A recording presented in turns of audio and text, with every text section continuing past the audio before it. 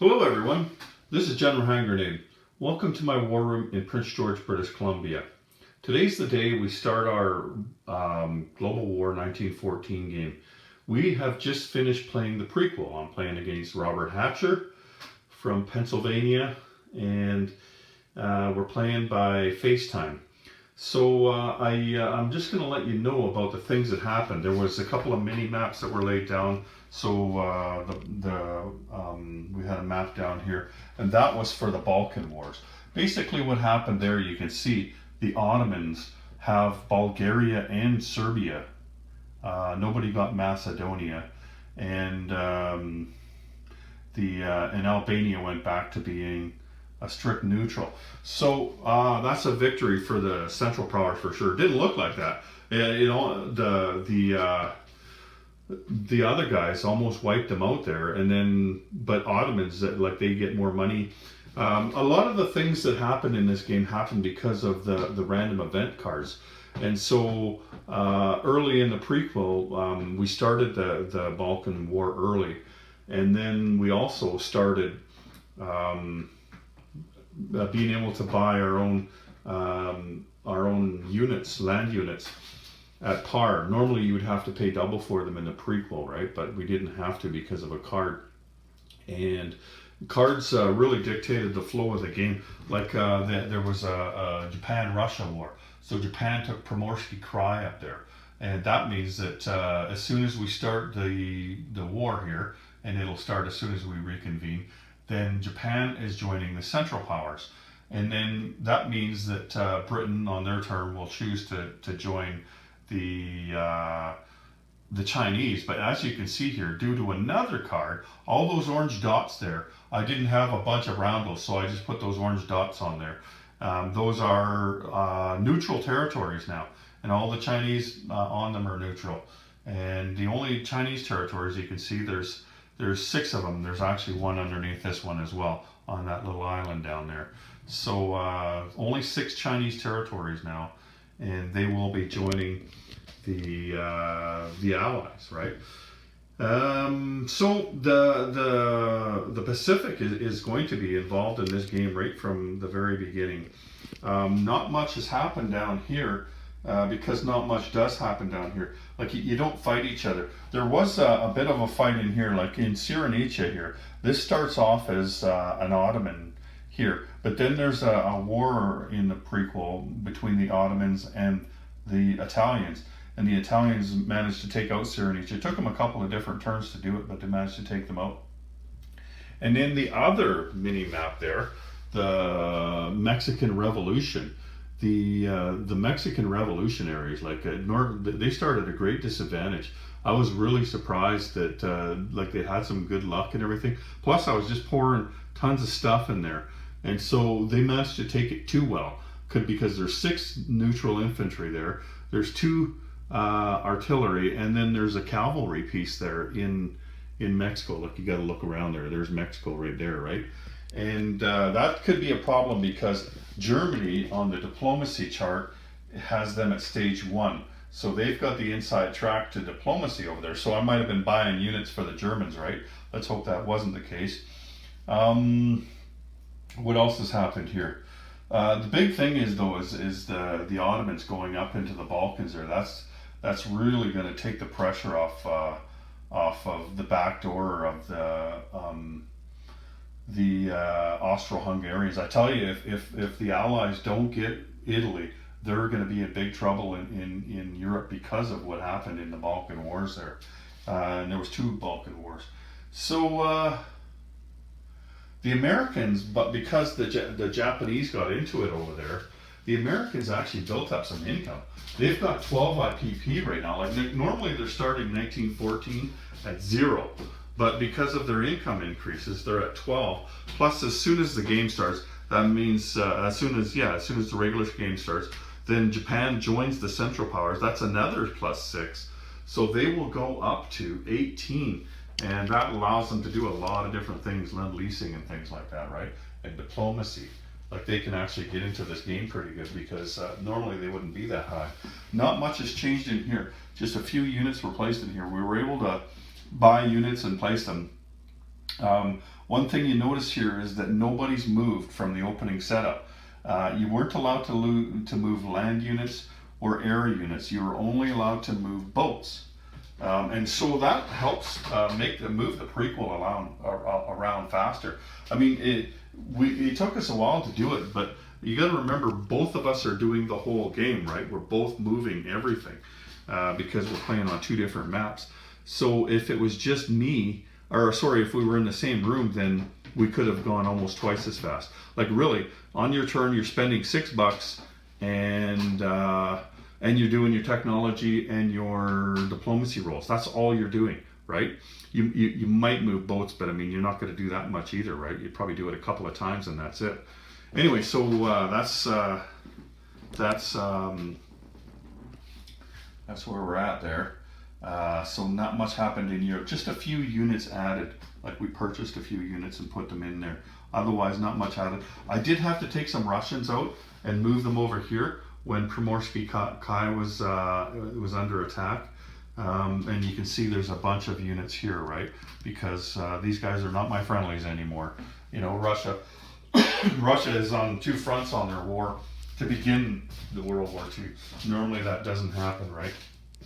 It could take you a while to get Japan into this game. But anyway, that's basically where we are. Nothing else much has changed from the starting. Like a few boats moved around on that chart over there. I think the Americans put a boat down over there. Not much else happens in the prequel other than the two battles that have been moved off the map. I won the Mexican Revolution, he won the Balkan Wars, and that's about it. So we'll be back a little bit later. So we're at the end of the first round, the summer of 1914. And as you might expect, the board has changed a lot because we couldn't move any pieces in the prequel, but now this was the first turn, so it did take us quite a while. And we're finding that when you have to move every piece on the board, because you're playing your guys and you're playing the other guy's guys, even though he's rolling them and everything and telling you what to do, it's still an awful lot of stuff to do, right? You're moving every piece on the board every round. Anyway, looks like the Central Powers are doing pretty good, as I figured they would to begin with the Ottoman taking out the Balkans like that. It really freed the Austrians up to throw everything they had at the Russians. But the round started with the Germans here. They had a Zeppelin. They flew it over to London there, and in their bombing raid, they managed to take off 3 IPP on the factory. However, they also were shot down, and so that wasn't so good for him. For the German, it didn't. It wasn't worth it too much. Now he threw more stuff at France than he did at Russia, so he did manage to take Alsace-Lorraine, and all he's got left there now is 4 artillery and a heavy artillery and a balloon. He did have other stuff, but I did come back at him with everything I had.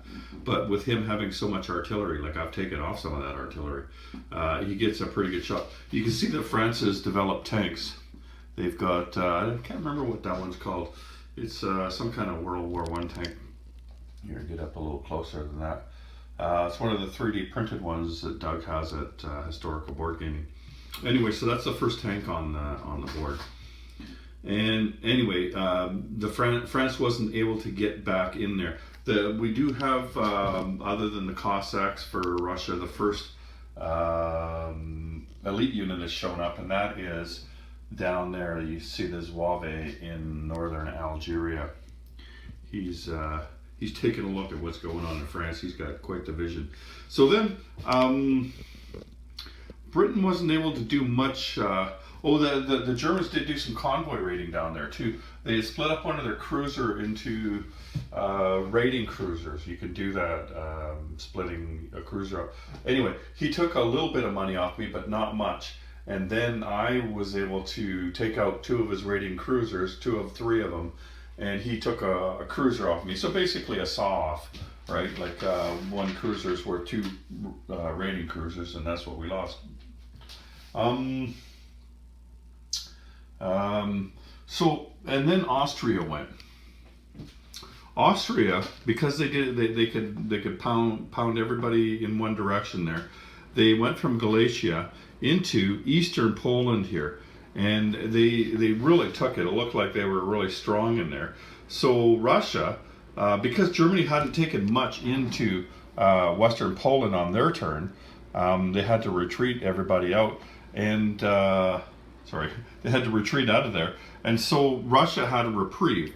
They were able to go backwards, right? So they took everybody that could possibly land on eastern Poland, and they did it. They went after eastern Poland, and they took them out quite handily.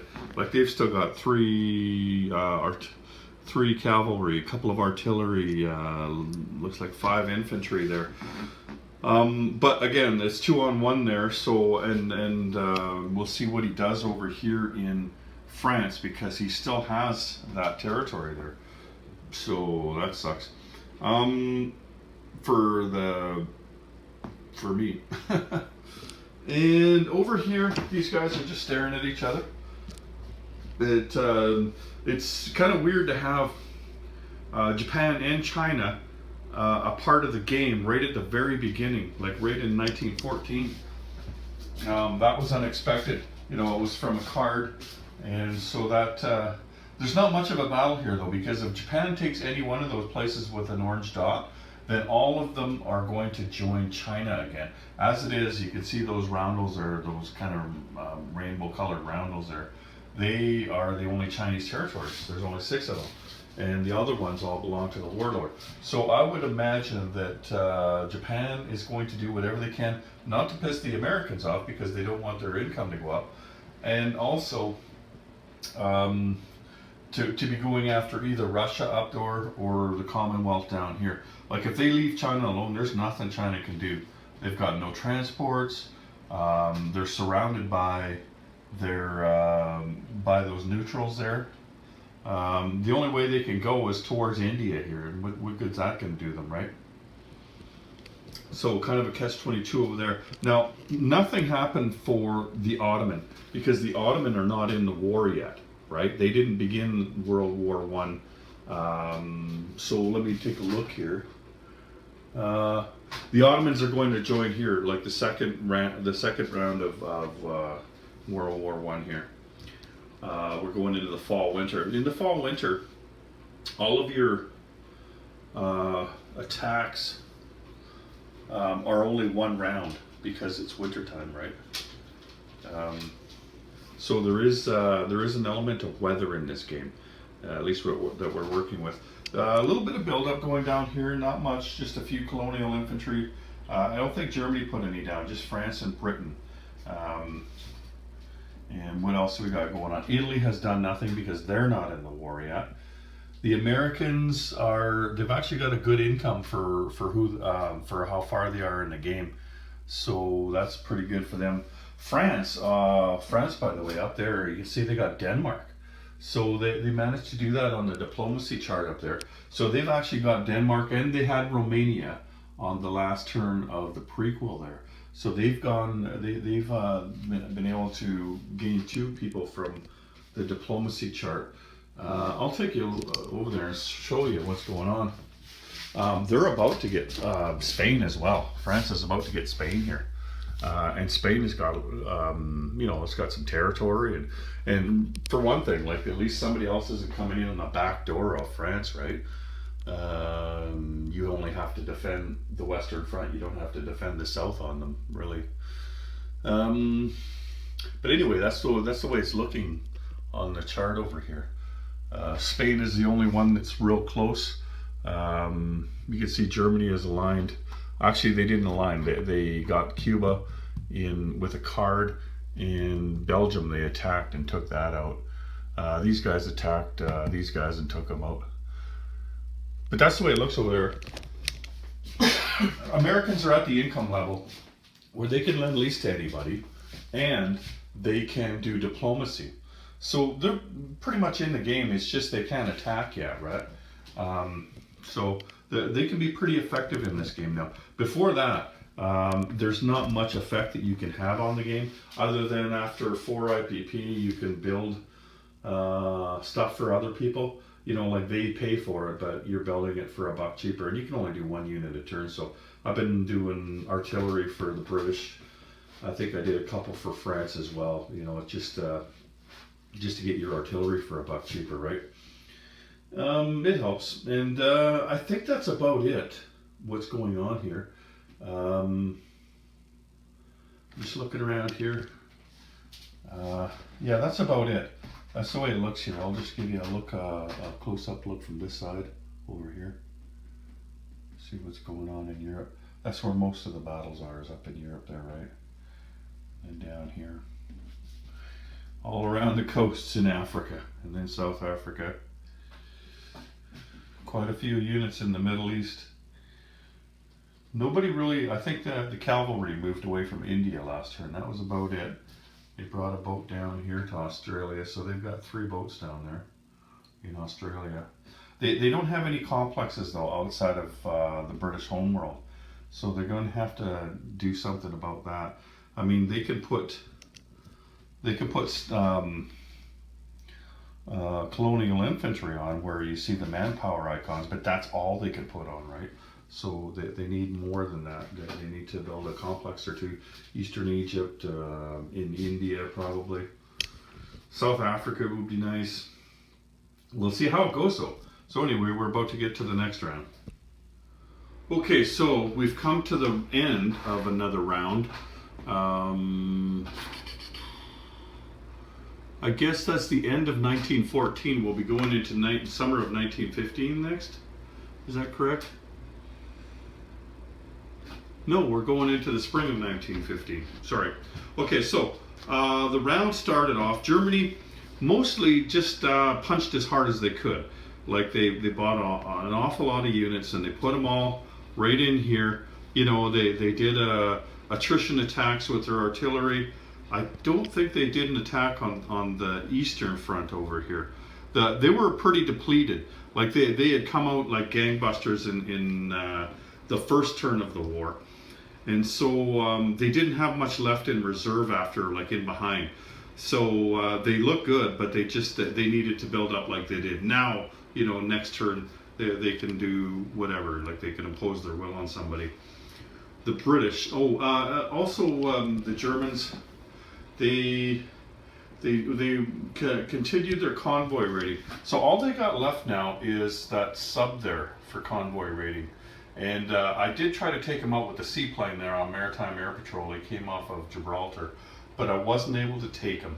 So that sucked. And then he did have 3 raiding cruisers on the board though. I believe 2 of them were down there just north of Australia where you see those British boats. So the British took out all 3 of his raiding cruisers. I think I lost a cruiser against his 3 raiding cruisers.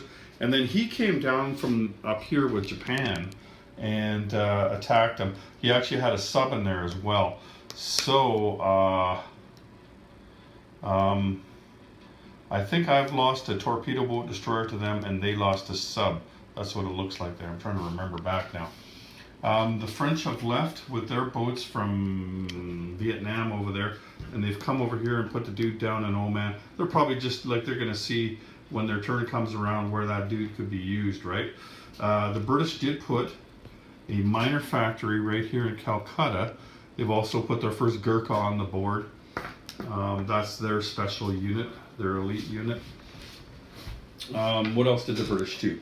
They're trying to get enough guys in in Egypt there to be able to build a factory. But the thing is that the Ottomans are pretty strong, so they got to watch out for that. They can't just put all their stuff there, or just some of their stuff there. Because if they just put some there, then basically you're just buying the Turkish army a factory that they could use in Egypt, right? So you got to be careful of that. And at the same time, you don't want to put too much there because France is not going to hold out against Germany. So like France and Russia are not going to hold against Germany and Austria. You do need the British in there, and they have brought another transport. So they've got 2 transports now. They've already got an infantry and an artillery in Picardy. So next turn they'll be able to move 4 units across there. It's been working well with them building their artillery. Them and France, they each built artillery in the United States there. So they got those for $1 cheaper. Oh, in France, I think since the last time I seen you, they were able to use diplomacy to get Spain. And then they've railed a couple of units out of Madrid there. So they've already depleted them. They've taken their boats and they moved the boats over here. These were the Spanish boats. And they've taken a couple of infantry and they put them up, I believe, in Picardy. So yeah, that came in handy. They've actually got three countries now that they did diplomacy. They're the most successful so far in doing that. Now, the United States also managed to get Brazil, but the United States aren't at war yet. So just like in 36, they are controlled, they're not aligned. So they're not collecting their money or anything. They're just, they're American controlled. Nobody else can use diplomacy to take them. And when America goes to war, then all of this becomes American. They'll get a couple of boats, they'll get a factory, they'll get a couple of infantry. And of course, Brazil is worth 3 IPP as well. So that's going to give them a good foothold in South America when the time comes. They've been trying for Mexico as well, because I showed you at the end of the prequel there, all the stuff that's in Mexico. Like there's 7, 8, 9, or 6, 7, 8, 9 units that are over there, right? I do not want those going to the Germans, if at all possible. So I'm trying to get those for the Americans, or at least keep them out of the hands of the Germans for the rest of the game. Because I don't want all of those Germans crawling up through Texas up there. I want to be coming over to here to meet the Germans on their home country. I don't want them going up into the United States over here, because then the United States won't be able to turn the tide of the war in Europe. They will be stuck defending their own down there between the Germans, and then if the Japanese made some kind of concerted effort, because they get $18, that's more than Austria, that's more than the Ottomans, that's even more than the Russians right now. So they're one of the highest incomes right now, the Japanese. If they wanted to, they could build and build and build a navy, and then they could threaten the Americans. And like I said, Mexico would be really pivotal if that went the way of the Central Powers. That would put America on the defense for the rest of the game. Italy has still got a couple of turns to go before we resolve that. Let me just take a look here. Italian entry in the summer of 215. So we play one more turn, and then we resolve Italy at the start of the next turn. And that'll be tomorrow sometime. And then we'll see like where it goes from there. I don't like my chances if Italy goes the way of the Central Powers, because that will give them that much more in Europe against France and Britain and Russia. That won't be good. Now, China doesn't have much to do. They've had 2 turns where they collected $3. I put both of those as infantry in Nanking, because I can't do anything really on offense if Japan leaves me alone. You know, like if they don't attack one of my neutral, or one of the neutrals in China, then really China can't do anything. But what they can do is hold on to their capital in Nanking, because that's going to be worth a victory point at the end of the game, right? The victory cities are worth victory points at the end of the game. So they want to hold on to that if they can't do anything else, right? So that's all I'm going to do, as long as I can't do anything else, is just keep putting infantry on Nanking. It doesn't do me any good really to lend-lease anything down there from anybody, because what am I going to do with it, right? Walk it over into India. There's nothing I can do over there with China except put that guy on. Greece is something that hasn't gone any direction. I painted those because they take part in. They're a big part of the prequel in the war in the Balkans. So that's why I don't have those. Aren't white. All the other neutrals on the board are white, except for the Mexicans as well, because they take part. They're white now because they're back to being neutrals. But I've got an army for the Mexican revolutionaries, and an army for the Mexican federales. You don't need many things, right? Like a cavalry or a couple of artillery, a cavalry, and like 5-6 infantry, right? Stuff like that. Not much more than that, really. So Austria-Hungary doesn't get to do much in this game because they've got such a low income. Really, all they've done is place infantry on, and they have kept Russia off balance. Like they keep, see, this guy is still in here, right? I came back and I took him, but in the last turn it was the wintertime turn, so it's only one round of combat, right? Excuse me. So you have to take that guy out in the first round of combat, or, you know, like this is what happens. He still has that spot. He still has that dollar. And he's a thorn in my side. Another thing I forgot that he, like I should have been putting more stuff down here. He came up with his transport. Put 2 things in North Caucasia because I had nothing there. This guy showed up because of, late in the prequel, because of revolt. And so I'm going to have to do something with that guy now because he's starting to crawl up further. He stayed down in Turkmenistan for the longest time, but now he started moving up. So I'm going to have to go after him. Just really an arms race over here between Primorsky Kai and the Russians in Amur. It's a shame that, like I can see it pretty well, but on the camera I don't think you can see it as well, that the Japanese are slightly different color than the Russians. It's a shame. Like I just used the color of a spray paint that I already had when I did the Japanese. If I'd really been thinking about it, I probably would have made them a different color just so they didn't clash with the Russians so much when you're trying to see who's who, right? But I do like that color. I love that color for the Japanese. Yeah, it does make it a little hard. But if you're paying attention, I mean, it's not like there's a bunch of stuff over there, right? There's only one-on-one over there, so it's not hard to tell the difference.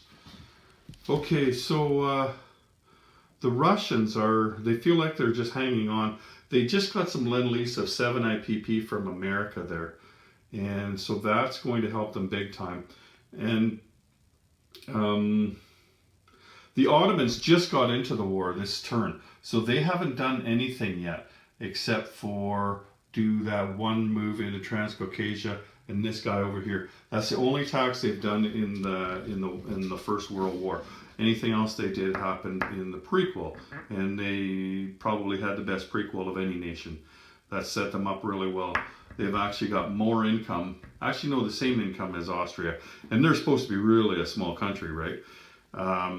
So then the Americans are up to 22 IPP, which means at 21 they passed the threshold where they could research technology. So they can do everything now but attack. They can even declare war on the Japanese if they want to, but why would I want to, right? So the Americans, they got lots of major factories for developing technology.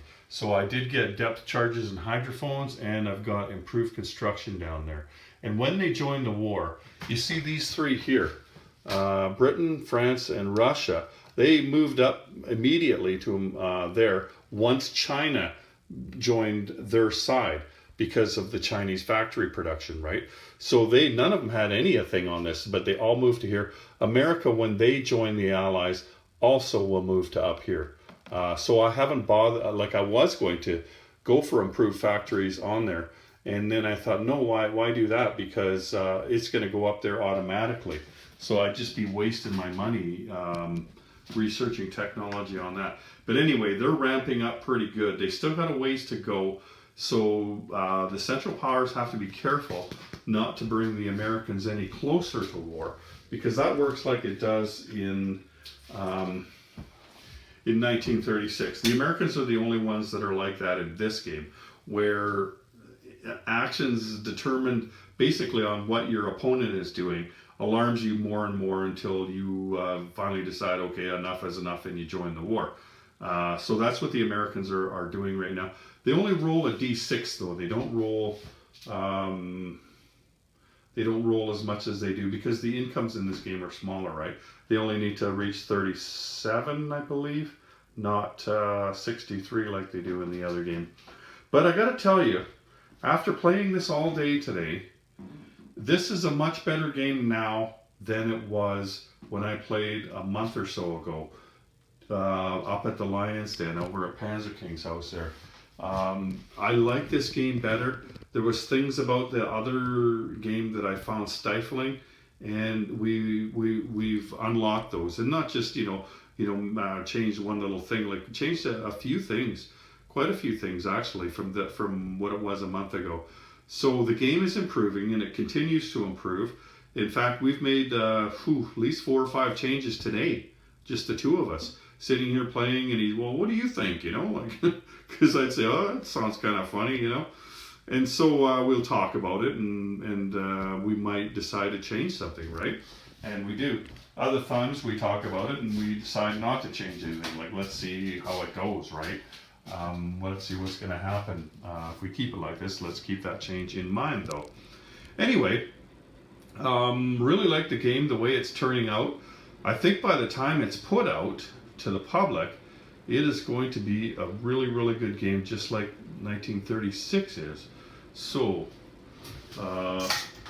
this seems to be a good format, and Robert and I really like playing against each other, so I could see doing this at least another time, maybe a couple more times with him, playing games. We're not done with this one. We're going to continue till the end of this game, but I'm just saying we might play more after that to do some more play testing. We'll see what happens. It's not like we can get together. Even if we were in the same town, there's a pandemic going on, and we are probably about 3,500 miles from each other, well over 5,000 kilometers. So there's no way we're going to get together and play test this as much as we would like to. He's got a YouTube channel that he's just basically starting, right? So he's got a video up on the Russian Civil War. I'm going to put a link to his channel. He is tired because it's late where he is right now. And so he's going to bed, and he's going to put out a video tomorrow, kind of like the video that I'm making here. I'm not exactly sure what he's doing, but he was making a video today just like I was when we were taking breaks.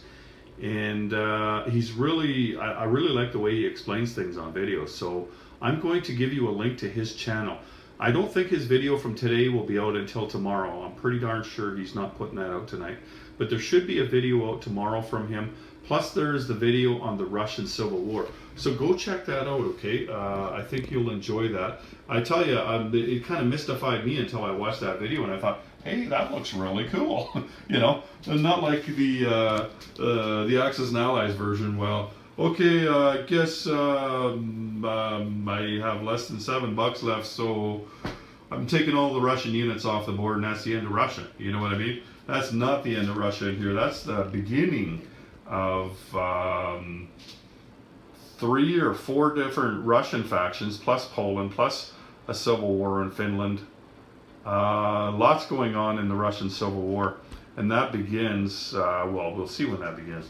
It's something that you start rolling for, right? Like you look at how many territories you have and things like that, and that modifies your dice roll to see if Russia collapses into a civil war.